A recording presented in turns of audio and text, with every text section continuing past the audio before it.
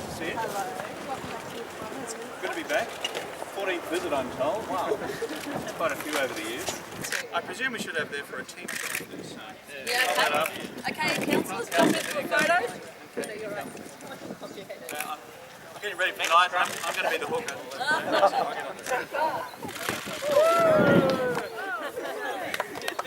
Back again, guys. Kick it back. Oh, look, he does the old turn and everything. This actually is my 14th visit to Mackay as Prime Minister. It's quite a lot, actually. And so I sent this to the coppers coming in. This is quite, I think I've been to Mackay more than any other regional centre in Queensland. It's a terrific place. I remember when I've come here before. A beautiful spot to stay out near the marina and the fantastic walk you've got there as well. But it's a dynamic regional economy. Of course, you've got huge mining developments in the hinterland, but it's a great city and a regional services centre as well. What we're here to talk about today is investment in, of course, local sporting infrastructure. I would have loved to have been up here for the opening of this, and I just wasn't able physically to make it, but thank you for those who tried to invite me. But why I'm so passionate about this sort of investment in regional Australian centres and cities is because it develops team sports. It develops our regional sporting culture. It develops and trains the football players of the future. And these young kids we've seen running out here today, you've probably seen one or two of them will be playing for the State of Origin in the future. And because they're going to get all that encouragement of playing on a good field, a great stadium, which attracts the best players from around the region, around the state. Of course, it's not just this investment, which is $11.3 million into the Mackay regional economy. Just over this way, we've got the indoor basketball stadium, and that is an investment of a further $6 or $7 million, and that's going to be home to the Mackay Meteors and the Meteorettes. There you go.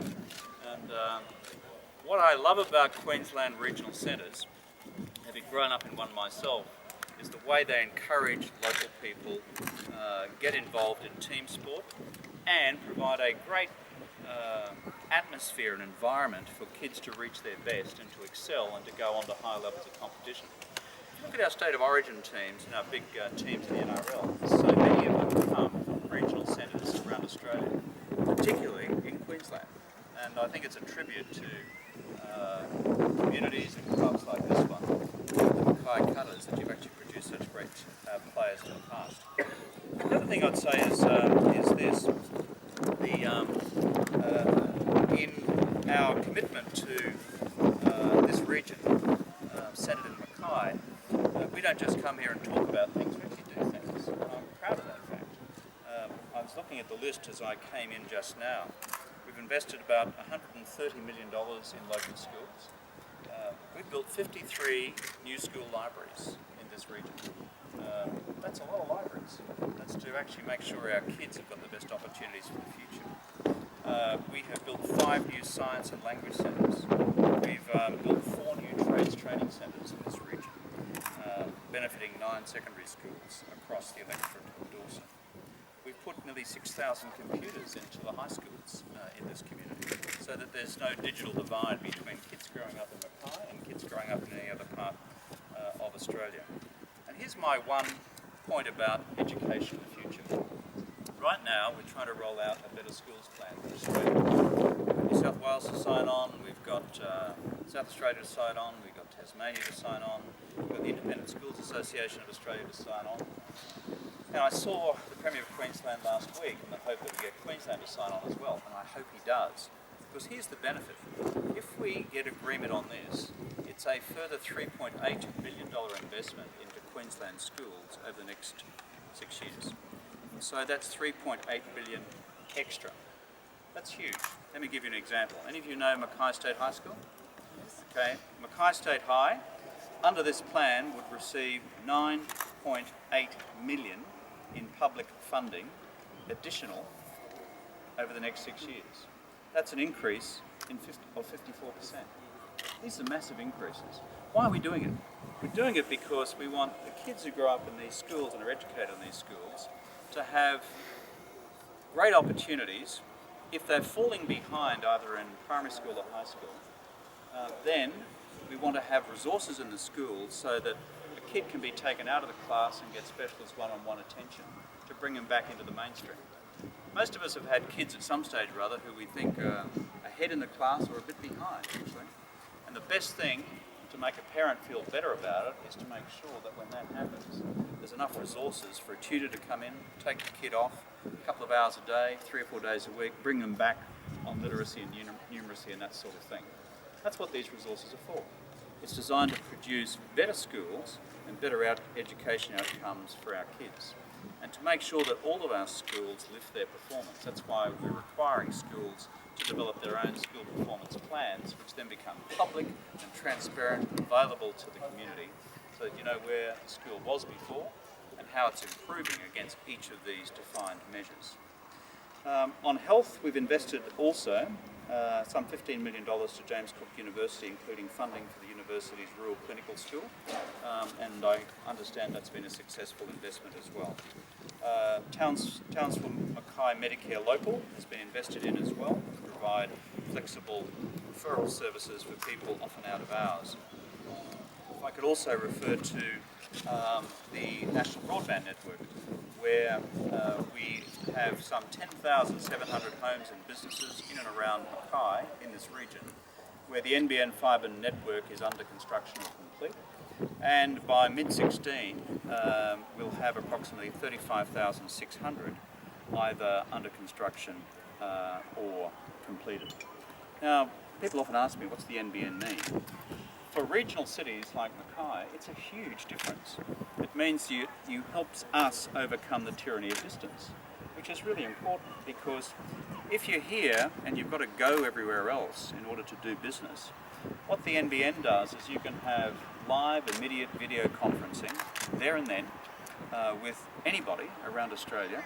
And if you're designing this stadium, you can be sitting here in Mackay, talking to the architect, wherever they are, the designer in Whoop Whoop, talking about the plan online with all of the technical detail pumped down the tube, and you can simply say, we want this change to that, this change to that. You can do it in 15 minutes, as opposed to teams of people flying backwards and forwards. That's what it's about. Or if it's in the case of medicine and Mackay-based hospital, you might need a specialist cardiologist who deals with one particular heart condition. There might only be 5 in Australia, but you've got someone who's suffering from that condition here. Through the NBN, by linking the hospitals around the country, you're going to be able to have immediate diagnostics undertaken down the line with the specialist cardiologist in Melbourne who says, I know that condition, this is the symptomology, this is what you need to do in terms of immediate surgical procedure, and by the way, don't prescribe these drugs. And similarly with education, let's take Mackay State High School. I don't know what language they teach there, I'm sure they teach some foreign language. They'll be able to have real-time communication with a school in France, Germany, Japan, China, wherever they're learning that language, like right on screen, in time, and so that they can exchange language classes with each other. It's about bringing the world together and to therefore overcome the tyranny of distance. And so, as a kid who grew up in a regional town, Nambour, much closer to Brisbane than you folks, I know how important it is to be able to be connected. And this is designed to break down the walls of geographical separation.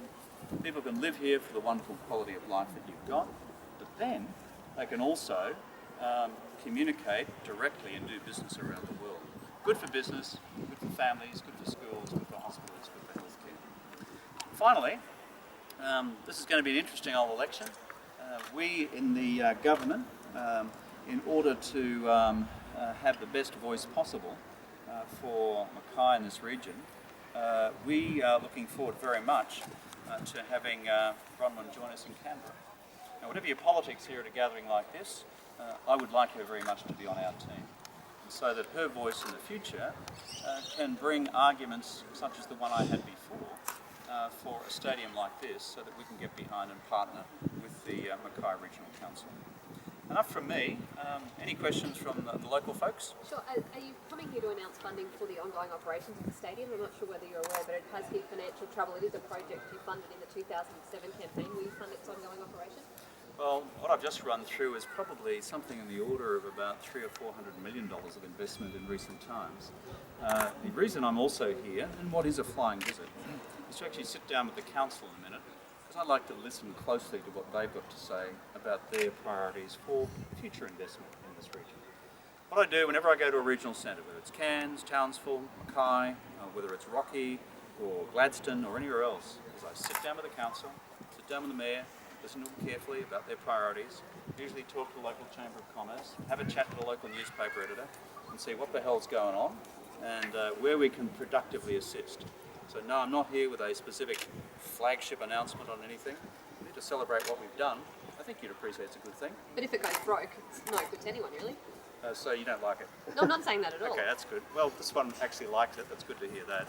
I'm here to listen to what the council says, and that's the right thing to do. I believe in actually being consultative about these things, and to hear what's a priority. And when I've been here before, they said they wanted this thing, so it's built. They said they wanted that down there. It's being built. When I look at all the schools in this area, I've seen that we've actually built libraries. Have you found a local PNC or PNF in any one of your local schools who doesn't like their new school library?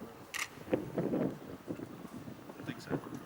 That's $131 million worth of investment. So I'll listen to what the locals have to say through the council. If the council does feel they need financial assistance, is that something the federal government will may be able to do? I'm always, if you can see from the list of stuff we've done, we have a pretty good cooperative relationship with the council here. We've done so in the past, and I don't see why we can do so in the future. But I'm all about priorities. Around this community would have a list of 20 different priorities about what's needed in this area.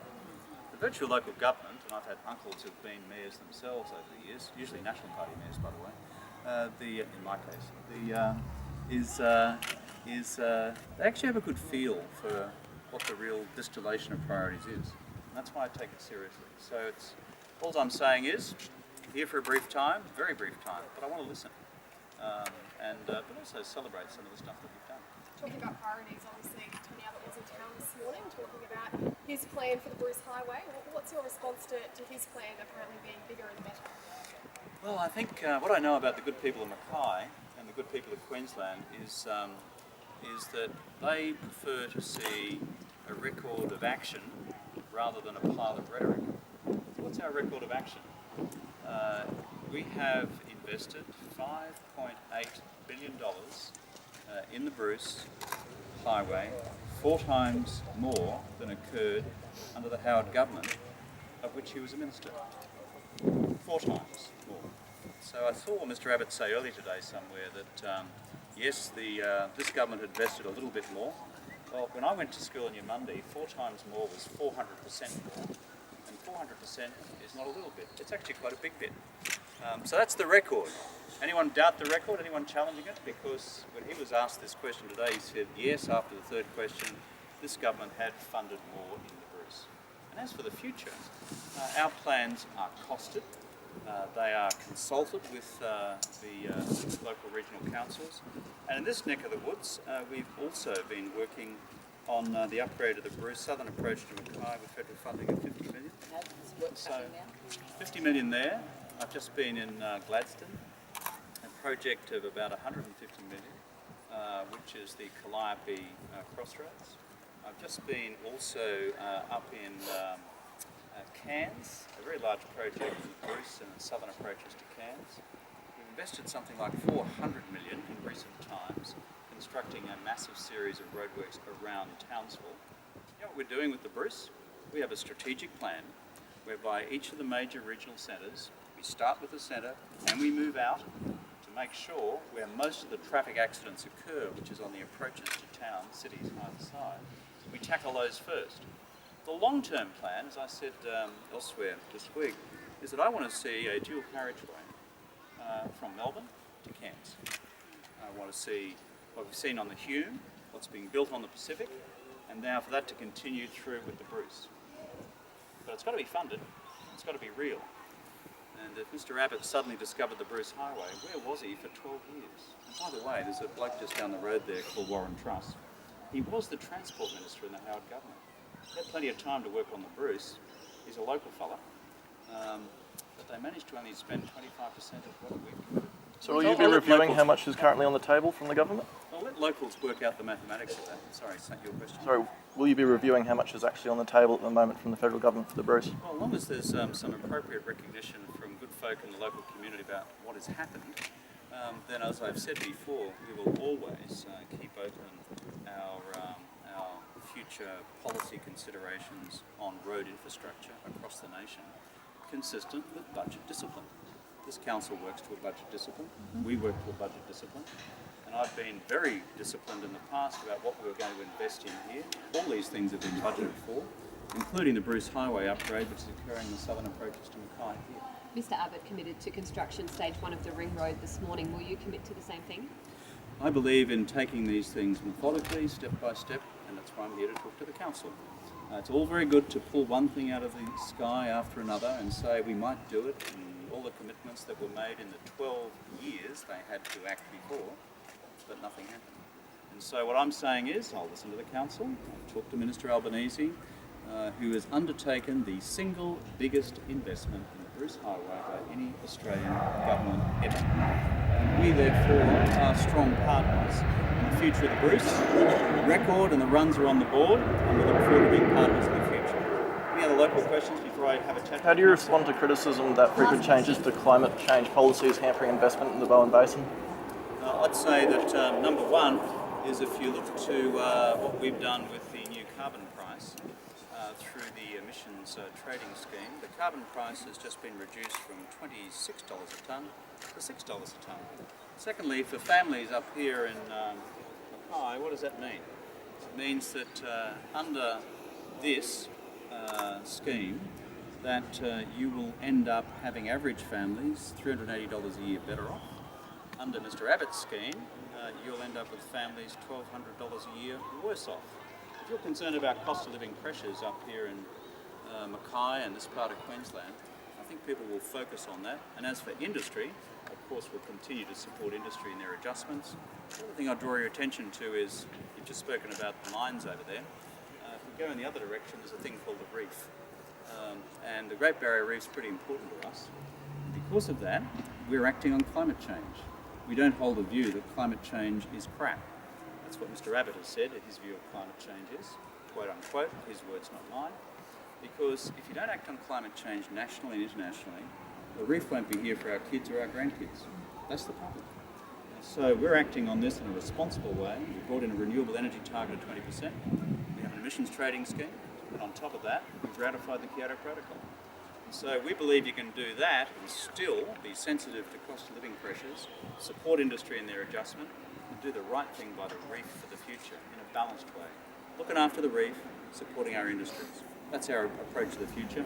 I've got a zip because I want to talk to the council about many of the questions you folk have been raising.